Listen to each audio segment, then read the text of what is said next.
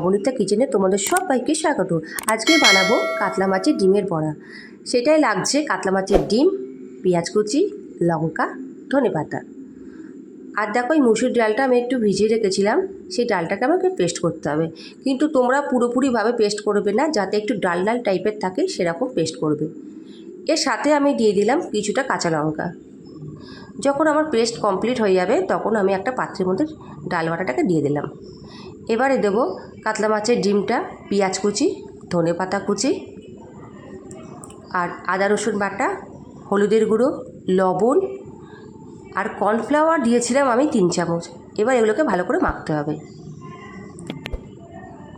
এতে একটু গুঁড়ো লঙ্কাও দেবো আর একটু চিনিও দেবো। চিনিটা আপনারা দিতেও পারেন, নাও দিতে পারেন। এবার ভালো করে আমি মেখে নেব। ভালো করে মেখে নেওয়ার পর যখন আমার তেলটা গরম হয়ে আসবে, এবার একে একে আমি ছেড়ে দেবো।